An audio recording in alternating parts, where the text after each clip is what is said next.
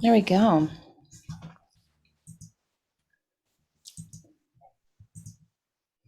Okay, so Advocacy 101, Part 2. Okay, so I first wanted to start with just going over kind of a review of what we did last time. Just really briefly going over the points that we made. Um, Talk about a little bit more of the skills that we didn't get to last time, specifically public comment, and talk a little bit about ethics and disclosure. And if we have time, I would like to do some role playing, but we may have to push that off to the third part. But I will have like a prompt to get you started. And maybe if we don't have time to actually go through it tonight, we can start on it and then finish it next time we meet. Start with it. So, so this whole training that I put together has three parts. The first part is sort of the fundamentals, like what are the basic definitions of advocacy, like what kind of advocacy are we talking about with our group, and as it pertains to like Butte County, and what are some other kinds of advocacy that we should be aware of. And we went from like internal to external. This one primarily is about ethics and self-disclosure and practice, which were a little bit overlapping with one because we didn't quite finish all the material. And then part three would be where we kind of bring this up as an ongoing training and kind of applying those skills and adding to them as we go along.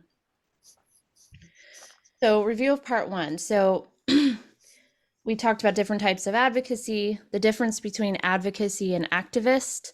We talked about our, CWHA's focus on advocacy, or the Alliance's focus on advocacy. So, of being primarily city and county mental health as our focus. So that local level advocacy, external.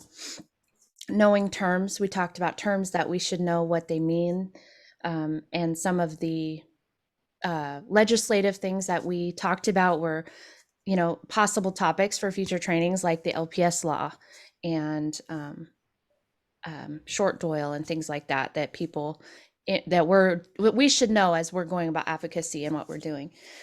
And then the importance of advocacy and peer support, how some people think peer support can't exist without being an advocate, like they're inseparable. Some think that advocacy is a different thing than being a peer.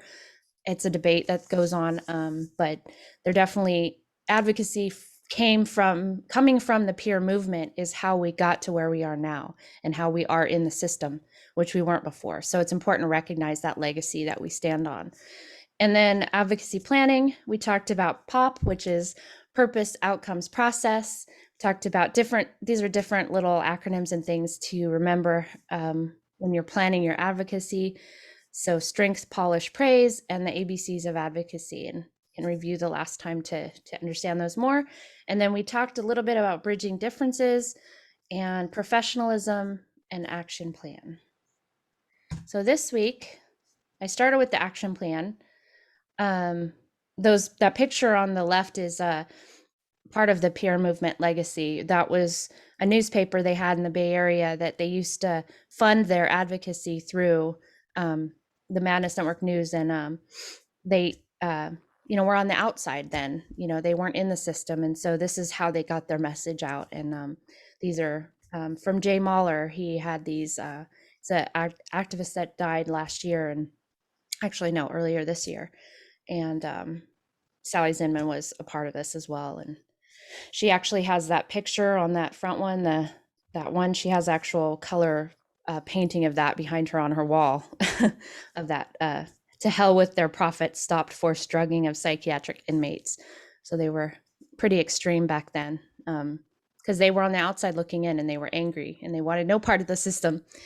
So we've come a long way, but we just remember where we came from. That was activism. Yeah, actually, it was, right? And now we've kind of moved into advocacy, right? So it's a little different.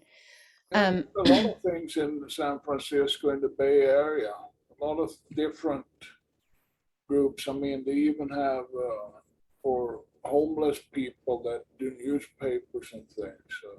Mm-hmm, mm-hmm. Yeah, I mean, I'm all for newspapers. That's where I got my start, so I love it. Um, yeah, and it's Madness Network News, all the fits that's news to print. Yeah. So action planning. So when we're going to a board meeting, we're going to out to do outreach, and we want to first think about like a little bit of preparation. What do we need to think about before we go out? So one of those things is identifying the allies and supporters, knowing your audience. So when you go to a meeting, at least know who the chair is, know who, the director of mental health services is, know the key players in the room. Prepare. So research the issues, look at the background materials, know what it is that you're asking about. Maybe they've already covered the things that you have an idea about and you don't know that.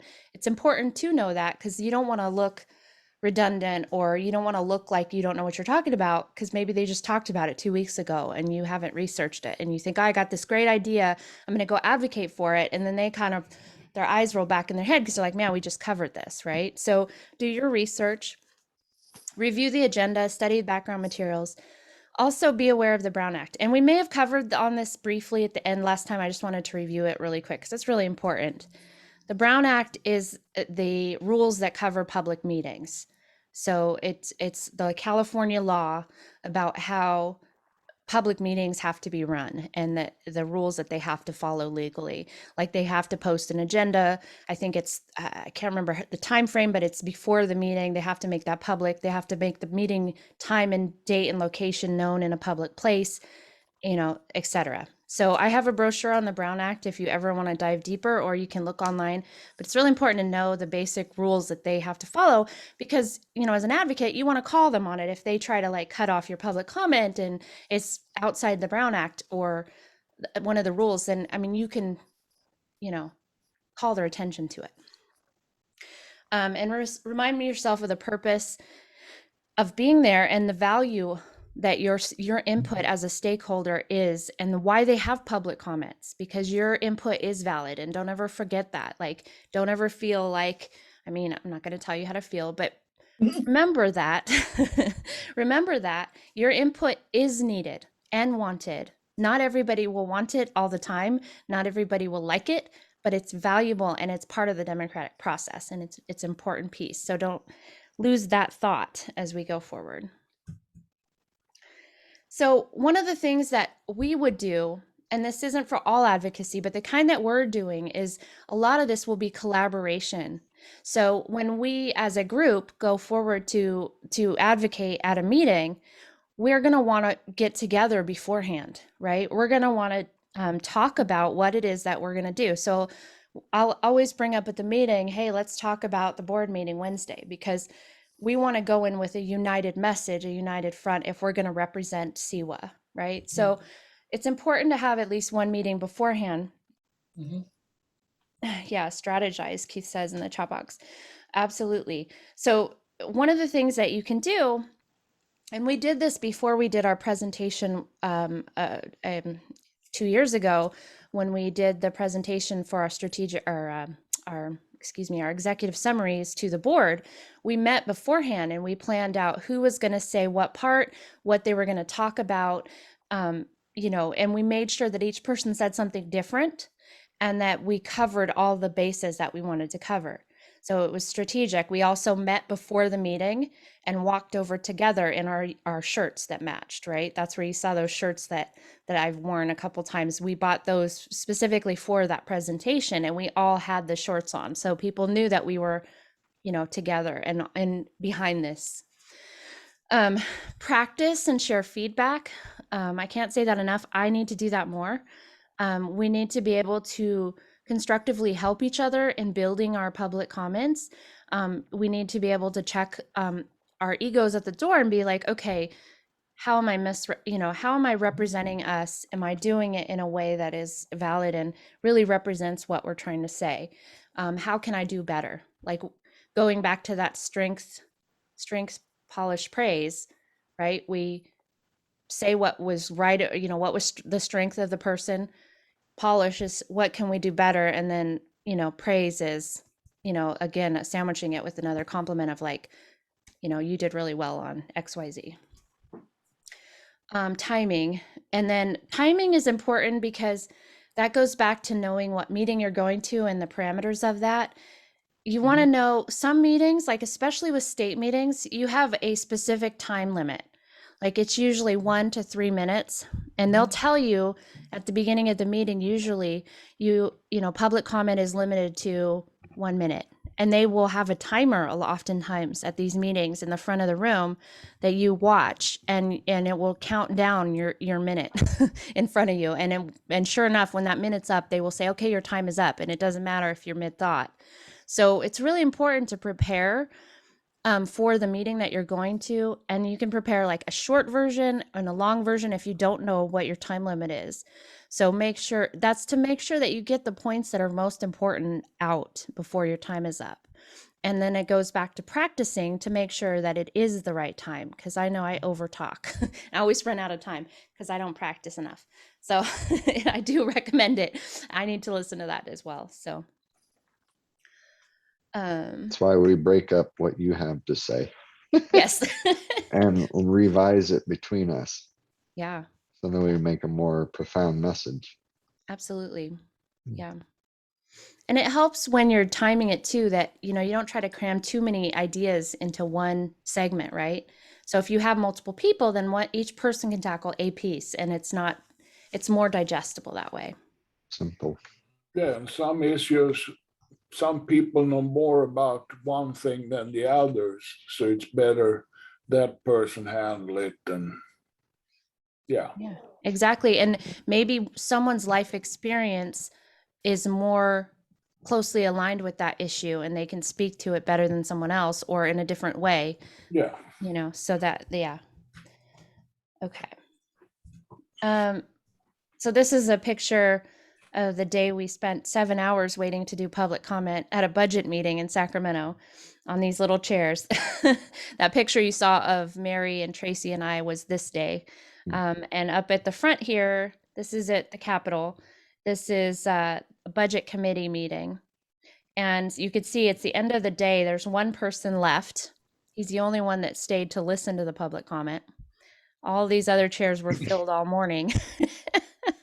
But by the time we got to speak, and almost everyone in this audience, and there's a whole nother side just the same as this, the whole place was full. Everybody wanted to give comment. And what the meeting was about was they were talking about taking money from the Mental Health Services Act funds and diverting it to cover homelessness. And so this was a big issue for us. And so we went down to be part of that advocacy. And there was people that flew in from all over the state to be at this meeting and object to it. So it was an interesting mix. I wouldn't have talked on that because I would have asked immediately, where are your compadres? I would ask that straight out. Yeah. Because Yeah. I think it's pretty sad that everybody disappeared except one. Yeah. Yeah. I mean, Yeah.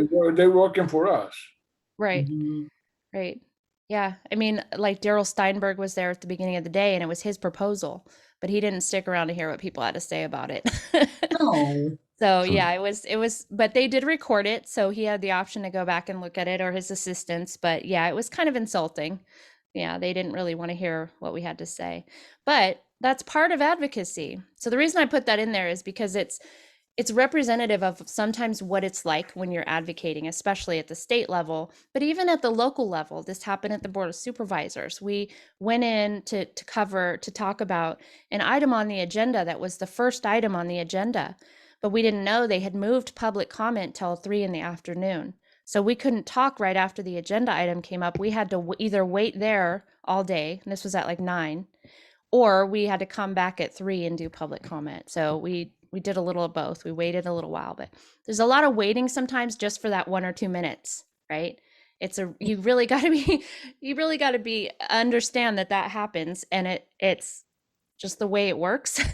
And you got to be really patient with, but that 1 or 2 minutes when you talk can be so valuable and so important, but it's waiting for that opportunity to get up there. So public comment. So this is why I brought this up. So public comment. At the start of the meeting, one of the things at a lot of meetings you have to do is find the person that has, or the desk or the place where they have public comment cards. And you usually have to fill that out and take that to the secretary or the clerk or whoever is putting the people in the queue for public comment, and that will get you a spot in line. And you usually have to identify the agenda item you're going to talk about or the topic that you're going to talk about in your name and stuff like that. So it's important when you go into a meeting to know that at the beginning, because if you miss that opportunity, you won't get in the queue or you'll be way at the end of the line. As we talked about, there's usually a time limit. It's at the discretion of the board. They can move that public comment whenever they want, like they did in this meeting where it's at the end of a 7-hour day. They can move it. You know, a lot of meetings will have public comment after each agenda item to cover that item. But if they think there's going to be a lot of people, sometimes they'll just decide, you know what, we're going to move public comment till the end so we can hear what we want to say first and then hear everyone else at the end. So, and plus, if it becomes controversial and you have a lot of people that want to say a lot of things and maybe it's contentious, that's another reason they might move it. They try to tire the audience so they don't get so many questions. Yeah. Or so that the important people can leave and get done with what they need to do and move, you know what I mean? I say that tongue in cheek. Of course, we're all equally as important, but that's how it works. So they allow you to speak about agenda items. But if you have something that isn't on the agenda, you can speak about it, but understand that they cannot act on it during that meeting. They can make a motion to talk about it at the next meeting, but they can't take action on a new item that you bring up during public comment. So you may bring up stuff and then the next meeting they may have it on the agenda, but it won't be acted on in that meeting. So if you go in thinking they're going to change something that's not on the agenda, it isn't going to happen, right? So keep that in mind. And then another tip is to put it in writing. So when you go into a meeting, have it in writing and hand it to the clerk when you hand in your card, your comment card.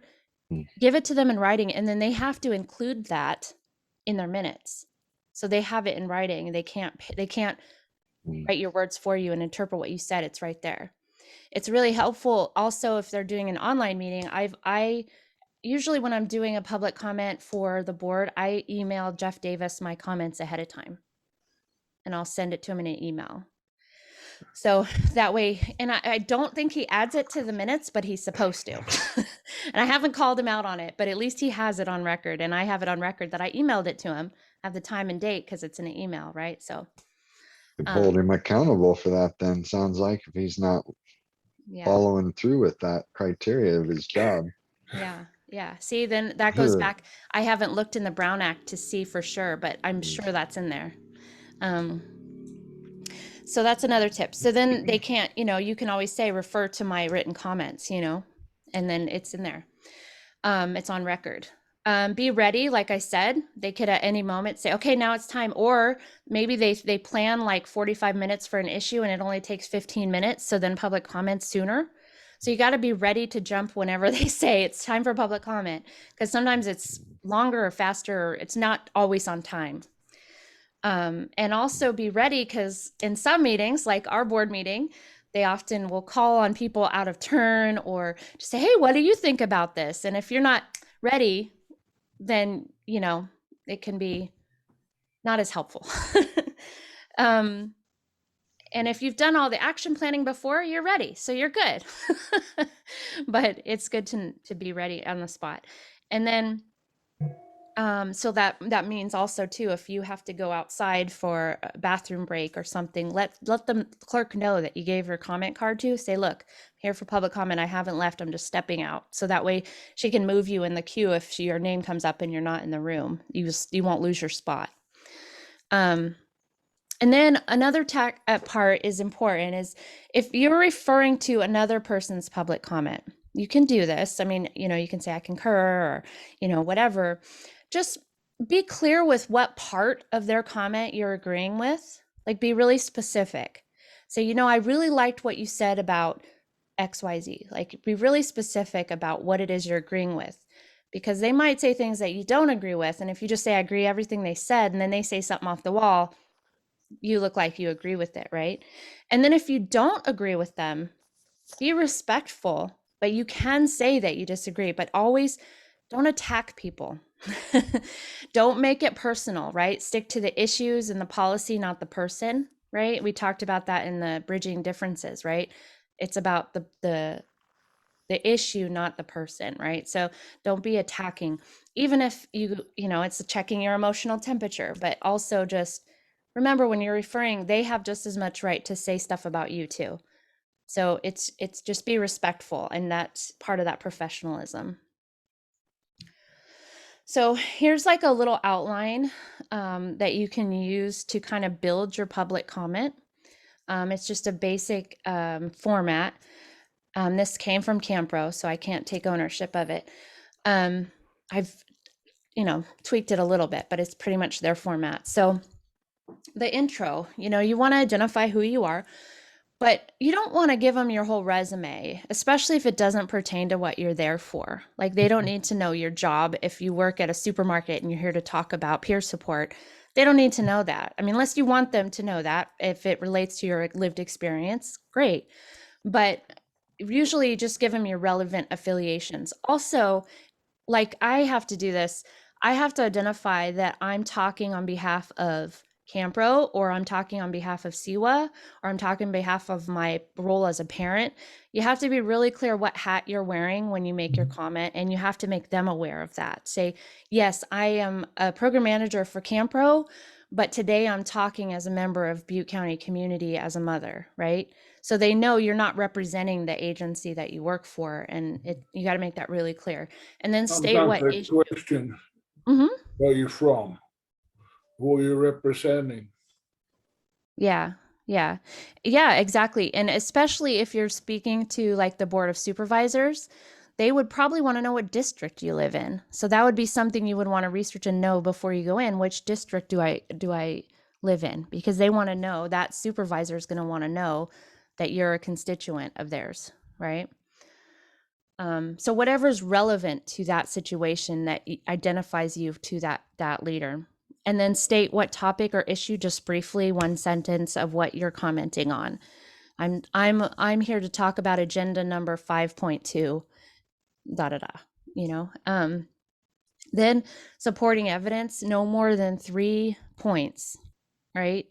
Just a brief statement. And then the evidence, right? So I believe that, raising the wages for peer support is important because the work they do is a specialized field, as reported in ... right? Really quick and brief, supporting evidence or your logic. I believe that the stop sign needs to go in on this corner because I don't want to see people I care about being afraid to cross the street, right? So really quick. And then the human factor. If your lived experience directly applies to what you're advocating for, this is your chance to really apply that. Again, you want to keep it brief, especially if you only have a minute, but you really use it really briefly. And we'll talk more about this when we talk about disclosure, but it's really targeted as to what you say and how you say it. Then you always close with an ask. So when your last words, they often say people only remember the first and last thing you say. The last thing you say should be what you want them to do, what you're asking them for, what you want them to remember. So you should always end with, and today I ask you to da da da da da. And then always thank the board for their time, and that goes back to that respect and professionalism. Always be gratitude, express gratitude for their time and consideration. Okay, so other notes. This goes back to what we were saying about each person having a different point. I just want to say that only repeat what someone else said if you can say it differently, or perhaps relate it specifically to your experience, or if it's extremely important to emphasize. If say you've prepared this statement and you're so practiced and rehearsed and you've gotten feedback and you know what you're going to say, but then somebody else gets up and says the exact same thing, don't go up and repeat that. Even if you're prepared to, right? because it's a waste of your time and it's a waste of the board's time. You could say, I agree with them on this point and say what that point is. But there's no point of going into it unless you can add something different to that, right? That is personal, like that human factor that you can relate it to you and your experience. Because I think, boards have to sit through a lot of talking and they don't want to hear the same thing over and over. So you got to remember your audience too. It's not just about what you have to say, but about what they will hear. Personal experience is important, but don't make it about you. You're here about the issue again, not you. Even though it may affect you directly, you want to keep the focus on the issue. You don't want it to be about you. So sometimes we can go on too much about our experience and then people forget what we're even talking about. And then also remember, you're not expected to know everything. Like, you're not expected to be the expert on whatever it is you're talking about. You're the expert on your experience.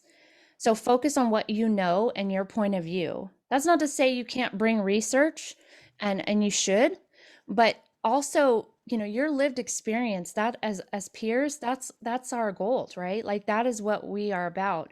And so it's important to bring what you are an expert at. And then also, someone may need to hear what you have to say. I mean, it may not be like what everyone else is saying, thinks is the expertise. Maybe you have a perspective on it that is completely different and unique. And you may not be an expert, but just your take on it. It's like, yeah, I don't know anything about traffic, but I live right next to that corner and I've seen people get hit, right? So that's your unique perspective. You're the expert on that corner because you live there, not because you know anything about traffic laws or data about how the cars travel on that corner or the rate of car crashes. No, but your expertise is because you, from your perspective, have seen stuff there, right? So it's kind of a little off, but okay. And then afterwards, so you've gone up there, you've done your comment, you've succeeded in planning and your group has all gone through it. It's really, really, really important to debrief with your group or with somebody that you care about, because it can be very emotional and very triggering sometimes, especially if it's an issue you're very impassioned about. Debrief about what worked and what you learned from that experience, maybe journal about it. Make some notes about what you could do differently next time. It's very important because it helps you become a better advocate. Consider barriers and solutions, like things that maybe you didn't know that what you had to say was going to trigger someone on the board and they were angry about what you said. So next time that issue is going to trigger that person. So maybe make a note of that and how you could solve it and maybe come at it in a different way the next time. And then strategize your next steps. So that word again, strategize, it really is about that. It's about, and I have our board here that we did for writing our bylaws, right? When we were strategizing. So, it's about what can we do? Like, was this effective? Is there another place we can go to advocate? Is there another way we can advocate? Maybe there's a letter that we need to write. What's our next steps for this issue? Okay, so those are skills. And it's 7:42. So I'm going to try to get through the ethics, and we probably will not have time to do the role playing, but I can at least prompt you with what we can start with the next time we do this. So ethics and disclosure. So the ethics of advocacy. One thing that's really important to keep in mind, especially when we're in a group and we know each other, be really hesitant to use people's names, because it can be very effective, but it can also be damaging, because you don't know if that person, unless you have their permission and they want to be identified with what you're saying, don't use their name when you're talking. That's especially true. I mean, we know that in working in public mental health that, there's confidentiality issues. Of course, you don't want to use the name of somebody you've worked with or anything identifying about. I mean, that's illegal. But we also don't want to get in the habit of telling other people's stories, right? So like when you get up there and like, oh man, you know, Doug had this really amazing story he told me about when he was crossing the street and he almost got hit. Well, maybe ask Doug first if you can tell his story, or ask Doug to tell the story, right? You don't want to get in the habit of telling other people's stories. It's real easy to do, but it's not really a great practice. Also, remember who you're representing. If you're representing CWHA, remember that, and what you say, unless you say otherwise, even if you say, hey, I'm not talking from CWHA right now, it could still have an impact on CWHA. It could still have an impact, even if you say, you know, I'm just talking as a resident of this neighborhood, and you say something really, you know, upsetting to one of the board members or something.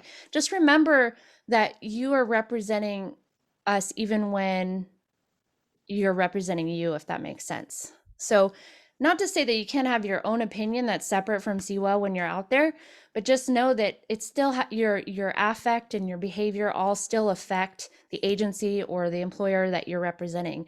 If you're a Butte County employee, like some of us were or are, and you also are representing CWHA, you may say, I'm here on behalf of CWHA, but your employer is still in the room and still watching this, right? And still affected by it. So you still have to be mindful not to break the rules and misrepresent your employer or your agency.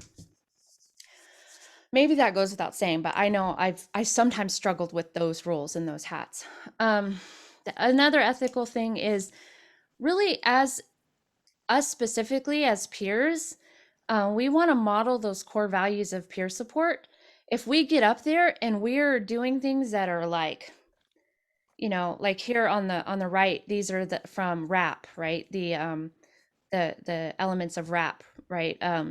If we get up there and we start acting outside of one of those, like say we start telling somebody what they need to do, right? Like we're ignoring their right to self-determination. Well, you don't have the right to do what you're doing, you know, like we're going to be outside of the core values of peer support, you know. And as peers, as advocates for peer support, we want to be extra vigilant that we're always trying to model, and we're going to make mistakes. That's normal, but we're always going to be trying to model those core values. And I don't know if I've shared with you, but there is the code of ethics and the core values that are available as well, that you can look at. And, you know, and Keith, do you want to share more about what your comments are?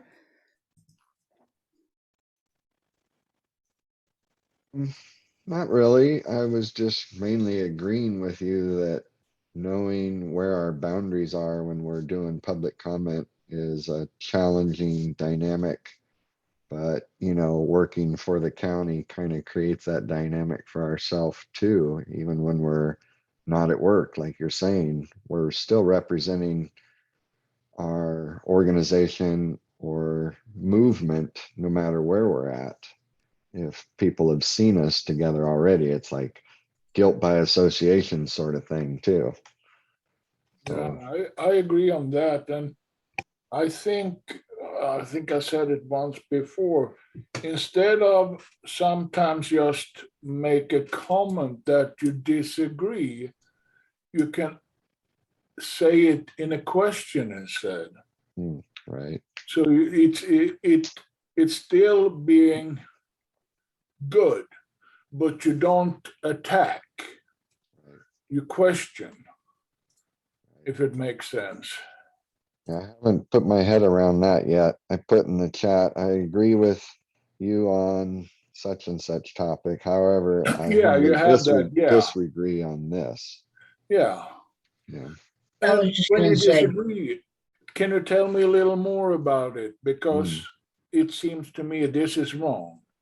Yeah. Then, I mean, it could be you that mistakenly have misjudged what was said, or Mhm. maybe at not. the end of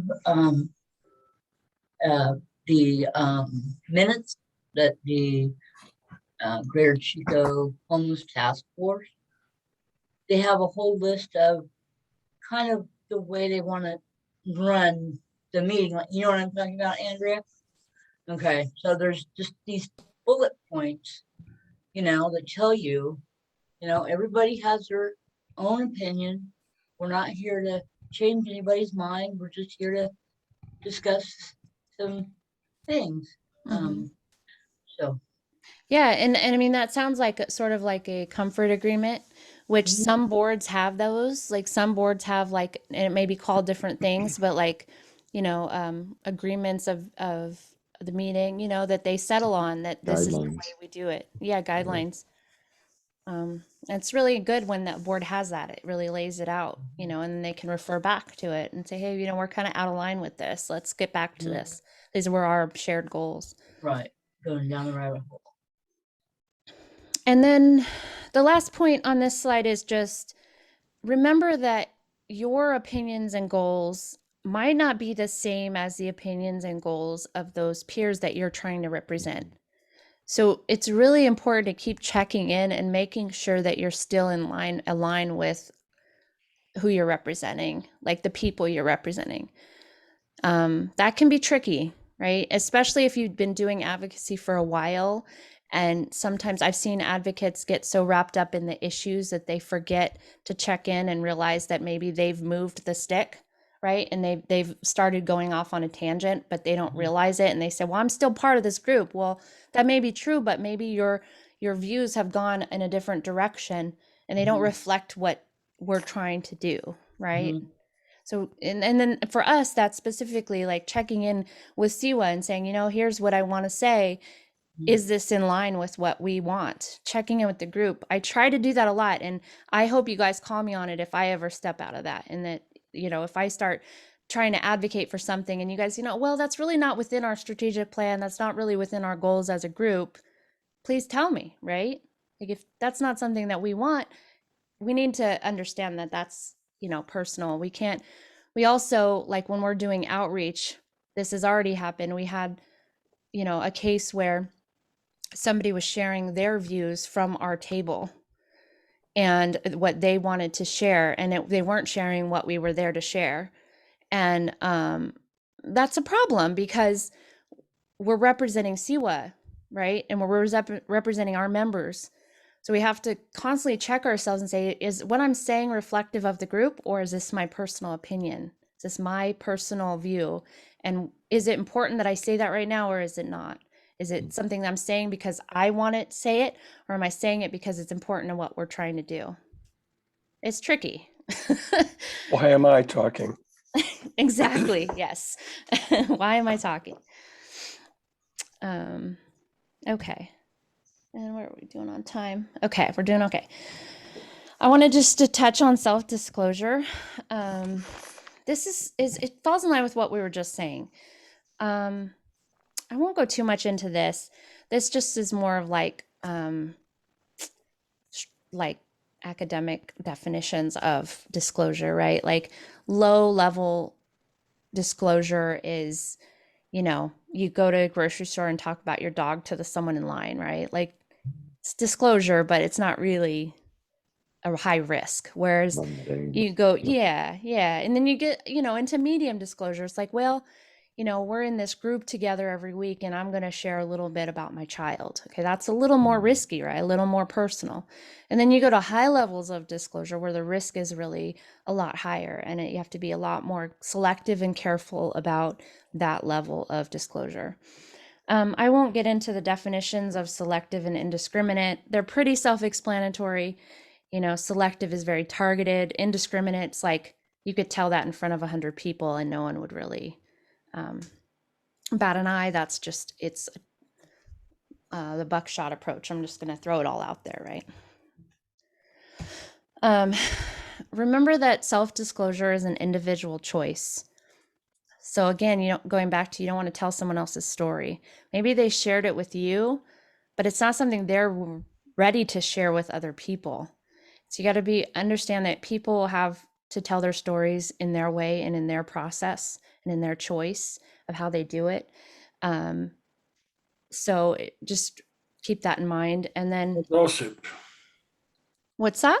No gossip, Yeah. because Yeah. that's basically what it is when you talk about others in a way. Yeah. True. True. Um, another thing about disclosure is that it really changes depending on your audience, right? You're going to pull the things out of your personal lived experience that particularly address what you're talking about with that person. And so the story could change slightly depending on who you're talking to. And that doesn't mean that you aren't telling the truth or you're not telling the whole story, but you're really the purpose. It's about remembering the purpose of disclosure as a peer. The purpose, it really isn't just telling a story because you want to tell a story and it makes you feel better. It's telling a story that's specifically geared towards helping that person when you're advocating, or helping that individual as you're helping them and supporting them.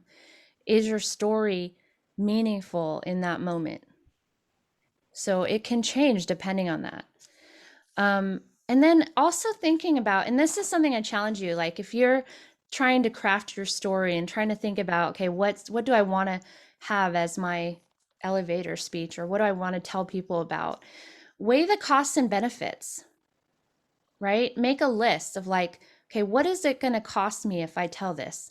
It might cost my fear, my shame, my time. It might, what are the benefits of disclosing? Is this really going to help that person to know they're not alone? Is this really going to help? So it might be beneficial to, I like lists. So make a list of, if I tell this part of my story, what are the costs and what are the benefits of that? Both emotional Cool. and physical, right? And that helps to know when you go into advocacy, of like, it helps you decipher like what is really meaningful and effective to tell in the right circumstances. And then remember, like we talked about, disclosure is a professional intervention in peer support. It's a skill that we develop as peer supporters. It is it's also heartfelt and it's also personal, right? But it's also, and it's not to say we use our story to make, but our story is part of our skill. That's part of our learning. Our expertise is our story. So our sharing is very, I keep using the word targeted, but more it's discretionary and I don't know the right word.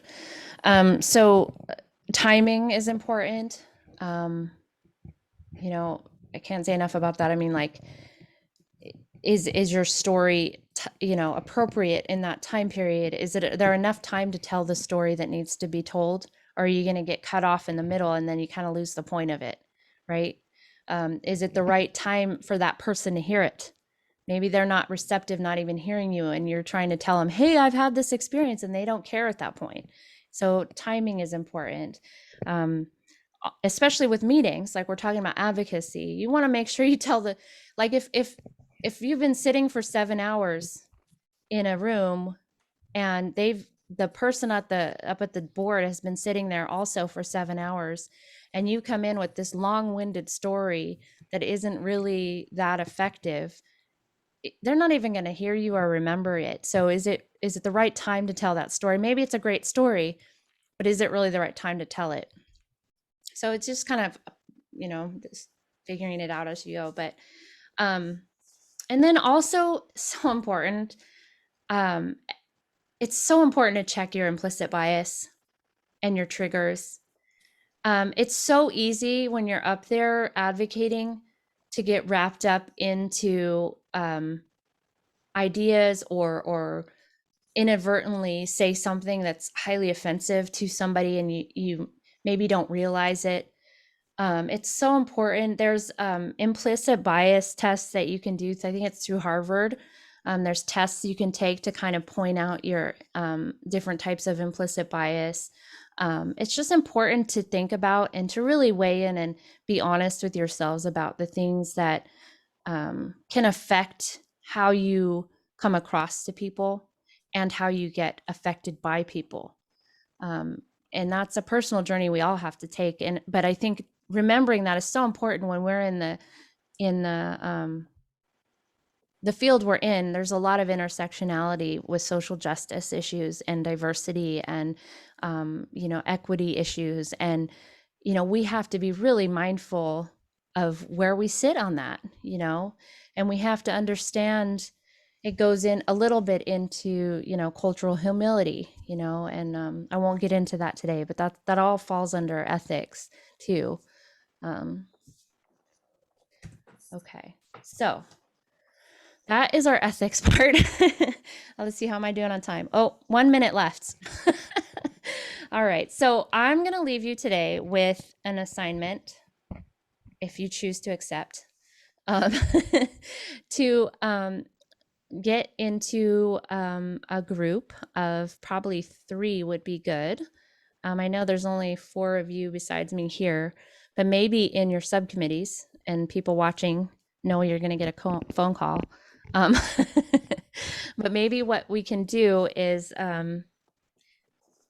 divide up. But so here's what I wanted to say. So, and this is up for debate. What I did some brainstorming, and I thought, what are the main points that CWHA wants to get across?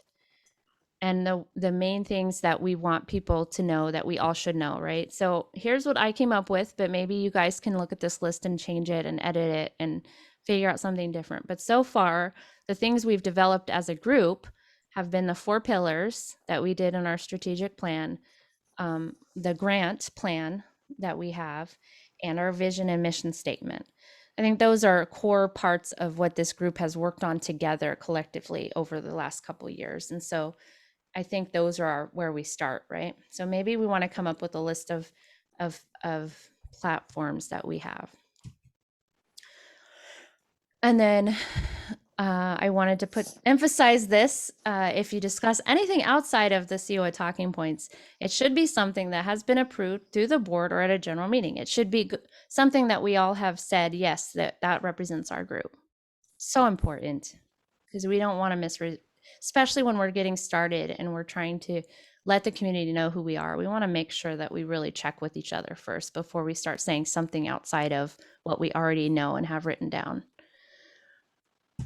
Okay, so here's the assignment. So it's sort of a mock plan for what we already do, but it's a very good opportunity for us to role play.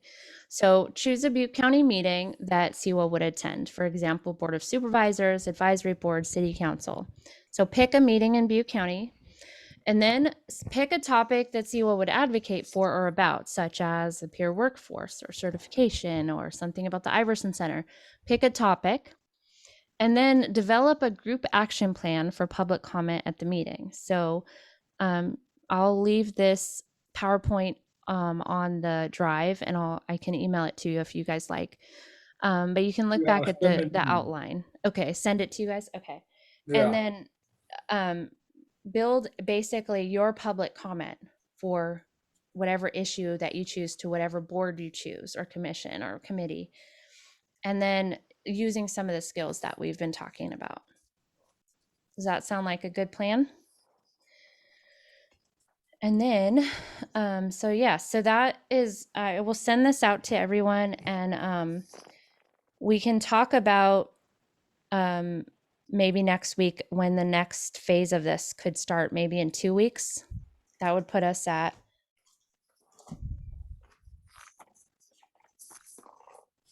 gosh, we're already getting into December. In 2 weeks would be,